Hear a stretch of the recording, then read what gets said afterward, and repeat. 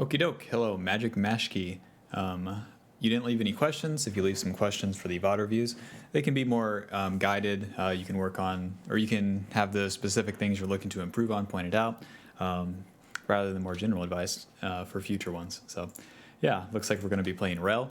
Couple tips that I can give you for Rel is level 1, if you start dismounted, then it's usually going to be a lot more useful than being mounted, because if you're ever Wing into the enemy at the start, then it's basically always going to go wrong, because even if you land that knock up, the follow-up usually isn't going to be enough. So if we start dismounted and then we position about right here, the enemy always has to respect our approach. So we can walk out, and then we'll take damage on our shield, and then we can go for a flip on them. And then that gives us an initial use for our aftershock. So the faster we spend aftershock, the faster it comes up again. And then we can get a little bit of damage on the enemy, rather than the most standard level 1, which is like do nothing, you know? So since we have those tools to spend, we should try to do that rather than kind of playing it like Alistar. Even if we don't end up going for the flip, just the unmounted approach towards them, and then the remount will make them move away from the wave, and that can give you value just from pressuring them. With your runes, everything looks fine. Second wind is okay in a lane like this. It's good that you have that adaptation. You want to go for Revitalize second, even though the slow resist sounds good with the passive, where you slow yourself, you actually can't get any sort of reduction to that. And then Tenacity for Rail also isn't too important. So healing and shielding power is going to become more valuable, empowering your locket, empowering your Q. Okay.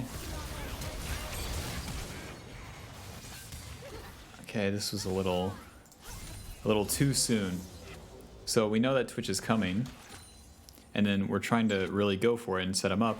So what we want to try to do is pull the enemy into us and see if they want to die, because they don't have any normal reason to concede this wave, because this is what they see. They're not really thinking about Twitch. All that, if we play this from Ash's and Karma's perspective, it's a lot easier to understand like how to attack them. So in this case, Ash wants this CS, and Karma wants to poke Kog'Maw or you. So Ash's W is on cooldown, so she's basically guaranteed to auto attack this minion, and then Karma's Q is coming up, so she's basically guaranteed to Q you or Kog'Maw. So if we wait just a second, right? If we click side to side here and then let Ash auto attack this minion, then we can have basically a guaranteed flash W, because we can flash right here and then W around here. And then even if Ash tries to flash, we might have a stun, for example. We could also just go onto the Karma, or really just give yourself time to let the play happen, because we don't have to rush things like this where Twitch is just right here. Twitch still needs to get about right here before it's a very definite engage, and if we don't flash, we definitely don't have the engage, because Ash hasn't committed herself to an auto attack on this caster minion because we moved forward too soon, and then that pressures him off. Okay, and then we can flash E, which we end up doing, ignite auto, good, and it's about the best that we're gonna get, but it doesn't end up resulting in a kill. So just off the bat here, try to pull the enemy into you, then engage, because that's always going to be a lot easier for Rel. Rel's a champion that can't really, I mean, she can force engages post 6, especially in these early fights though. You have to play them in which you're pulling the enemy into you and then turning the fight onto them, because you can take damage from them, but once they choose to damage you, that's when you have an engage. Champions like Alistar, it's a lot easier to force the issue, because you have your flash, headbutt, pulverize, and then there's your engage. Hextech flash, flip stun, good damage. And now, if I was playing from this, I would just try to crash this wave, so I'd be auto attacking the melee minions, not really caring about how much damage I take. But we're probably just going to stick around. Yeah, okay. Sticking around in this lane is fine, since we already got their flash. Oh, we got Karma flash. Okey-doke, and then a skirmish happens up here, so we have the first move since we pushed them in. We also receive the gank. Okay, it's getting awkward, it's getting awkward. Okay, it's getting really awkward. W, E, okay. So this roam's good. Any damage we take here doesn't matter. Now you have to ask yourself, like, should I go mid or should I go bot? In this case, since we already crashed a big wave here, it's not so important to return bot because this wave is guaranteed to push back towards Kog'Maw. But with Zed, since Zed got a kill, he pretty much guarantees wants to crash this next wave and then recall. So maybe we could just stay mid and then try to help him do that because he has this big wave built up. But by the time this next wave comes, it's going to be hard for him to push it since Silas will be coming back. And there's also a champion that kind of cheats the rules like Nunu where he can show up. So it would have been better to stay mid lane and then push out this next wave with Zed, in my opinion. You cover Nunu's variants, and then potentially if things like just don't work out, then you're there for him. And since the wave is guaranteed coming back to Kog'Maw, it's totally fine. If your ADC dies there, it's not even your issue. It's just their play. Okie doke, so good start to the game.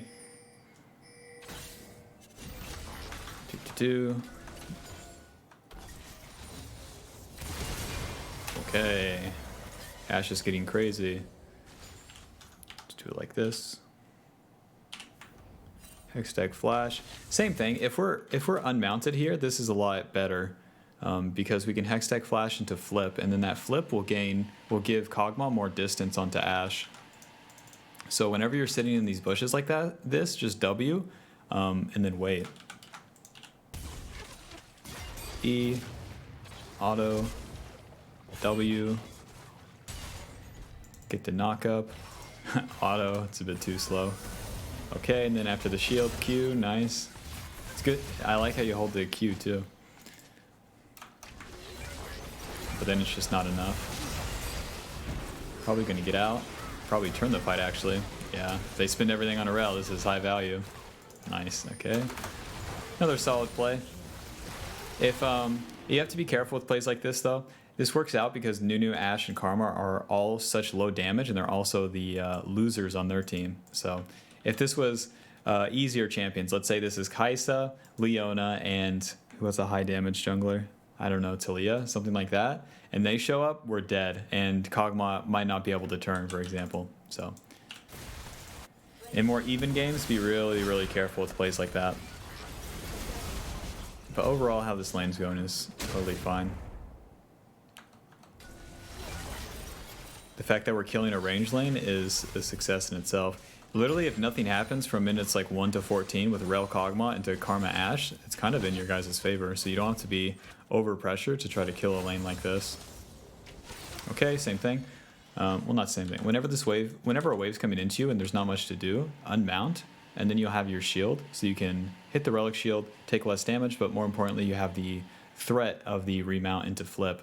And whenever your flash is up and the enemy ADCs is down, we want to be unmounted so we can constantly pressure that onto them. But because the flash W doesn't have much pressure to it.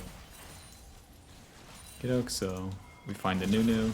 Don't Q like this. Whenever the enemy is showing on a ward, you don't want to show until like the last possible second. So this is what Nunu sees. And it's like, well, now they know that you're there with the Q, and now we don't have Q for like Karma Shield. Whereas if you just walk around and then wait for your Kog'Maw and then maybe the Zed to come, if everyone is down to collapse on this, then it's going to be a lot more likely that you can get an engage off. Okay, so we approach the Nunu. W onto the bot lane, which is good, and then we try to get out of there. Okay, well played. Oh, is this the remount nerf? No, we just gotta get out of there.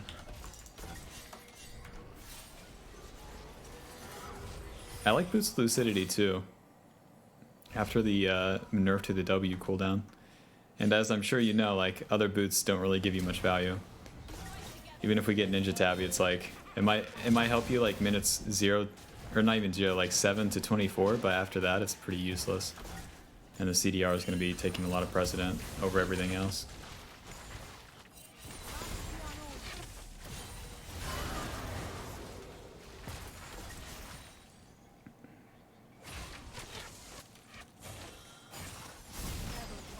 Okay, so here we should look for a Hextech flash into ult.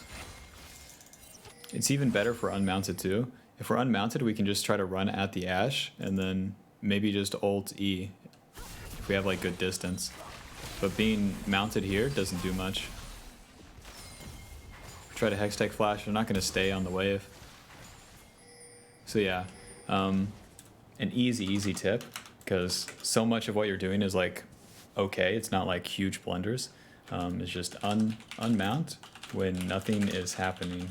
There's very specific moments, but the best way I can describe it is like when nothing's happening. So whenever you're getting pushed in is one. Let me write that actually.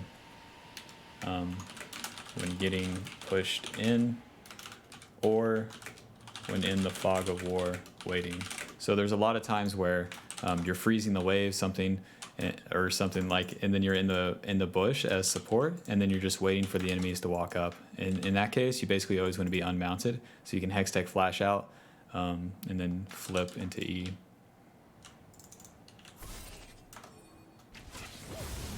Okay. Nice turn onto Karma. Q.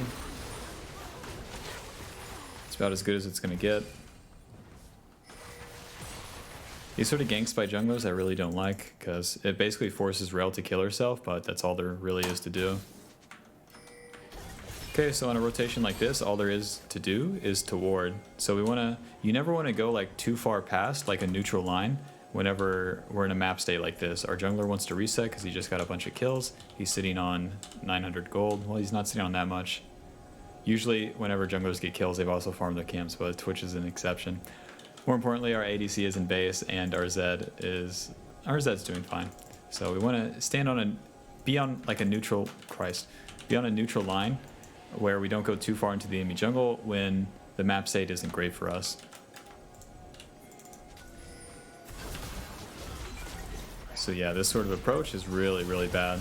It makes it where you create like an uneven fight. Ashe can show up to this, and now you have a 3v4. Yeah. So it's going to be a lot harder if you do a fight like this, whereas if you, again, pull the enemy into you in spots like this, let's go back. If you pull the enemy into you when the map is more neutral like this, then you're going to have the fights more on your terms. So let's say instead of running into the Karma here, like if Nunu's here, he wants to fight too. So if we just stand right here, get hit by a Karma Q, maybe Nunu rolls his snowball in, and then he's doomed because our Zed and our Twitch can hit him for free. Whereas if we're forcing onto the Karma, just watch the Zed and Twitch. It's really hard for them to gain distance without putting themselves in a slightly worse position here. And then we're not going to get onto the Karma. So Nunu goes for the snowball, Zed, Shadow, Q onto Nunu. Deals a good amount of damage, honestly. And now Twitch ulting, we're backing off, Twitch is going forward, Sin shows up, like it's just a mess now, you know? Where we don't want any of this to happen, really. Whenever our ADC is recalled, and yeah, the map state just isn't in a spot where we can make an aggressive play like this. Whenever you're playing against a Viego too, like consider it like a Katarina. Like, would you start this sort of fight against a Katarina mid lane? Like, no. Like Twitch is too fragile. It makes it too easy for a champion like Viego to just go nuts. And then if Viego starts getting kills, well, it just gets worse. So Kog'Maw's approaching, waiting for the remount. You want to go forward. You want to continue to be the front line for Kog'Maw, even if you're going to take damage. You have to be like kind of ready to die in a sense. You don't want to overdo it, but you got to be willing to potentially make a mistake. So yeah, there goes AD Katarina going nuts. So, and then all of this starts because we're in this sort of position. So that's 1, 2, 3 allies dead. Not necessarily just because we did that, but it's kind of like a domino effect. So,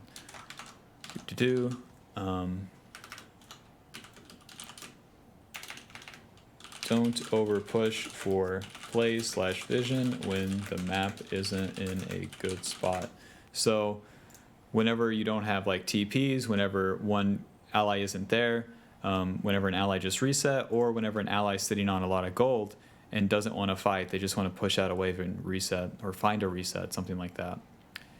Okay, so let's look at a couple of these dragon fights and see how it goes. Generally, how you play out the early game is going to be the most important part in your solo queue games, and then how you play out the dragon fights or objective fights is going to be how you carry or win a game. And luckily, we're playing Rel, so it should be good for us. Okay, so Nunu leads the charge here. And then we go for the W. I think you should have saved the W for the backline here because this is already happening. They're already on top of your allies, so CCing them isn't so important.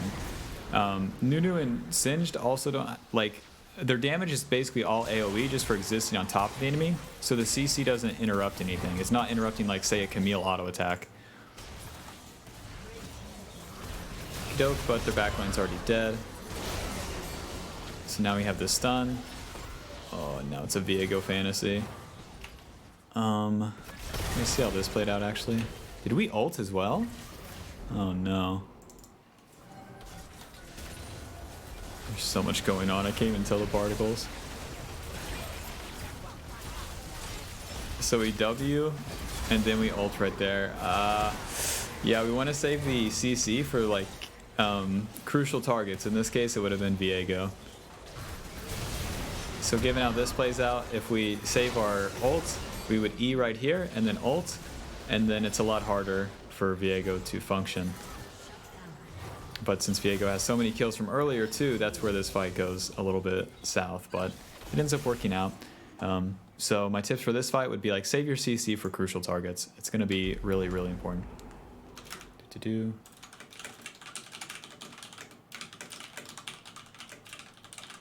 And the easiest way to do this is like not tanks. Don't CC tanks. That's basically how you want to approach it most of the time. Okey-doke. So here's our setup to the next dragon. Fight breaks out mid lane. Twitch is totally screwed. And then we have to back out, obviously. Yeah, this isn't going to go well. Okay, so 2 go down from the start, and then we lose Baron for that. Let's see how the siege happens afterwards.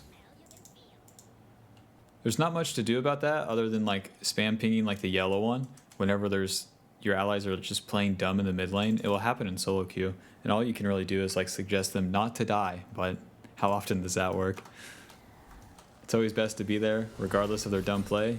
But if you can get them not to do the dumb play, even better. But don't rely on it. The ping is a suggestion. It's not definite. I think blocking the snowball would have been okay. Because even if we get flipped by Singe, he's flipping us into his team, and then we could ult in W, and then that sets up Kog'Maw on Twitch. But yeah, this once again starts off with our top laner just dying. So we're just kind of waiting for them to take mid turret. Our mid laner also goes down. So we have to kind of concede the inhibitor now. Okay, yeah, we're too far forward. Whenever our allies are dead like this, I can see like we're just kind of confused. The only play is just back off and then give the enemy the inhibitor and wait. And if it's up to them to win at that point. So they can take the inhibitor if they go for the end. Like, good luck to them trying to dive Twitch Kog'Maw Rel. But yeah, so you have to back off and then concede that this is already lost and not put yourself in a position to be attacked by the enemy. So if we watch it again, like, this is what's actually happening. Nunu's coming from the Fog of War, which he always will. And they have Zed, Viego, Karma. Or Viego and Zed, whatever. Viego, Ashe, Karma, and Singed all coming at you. So even if we W away, it still is feeling pretty bad when we don't have to be there. Luckily, the game doesn't end from there. But it's pretty doomed. It's pretty doomed from this position. So I think the things that you could have done to stop the loss basically would have been just this play mid lane. A lot of bad things come from this where Viego gets his initial lead, and once Viego gets an initial lead, it's kind of like a Katarina. He'll just take off with it. So everything was okay up until that point, but it's like once you have the lead, it's about spinning it properly and not taking fights not on good terms. So that was the most important part. Let's take a look at basically the end of the game here.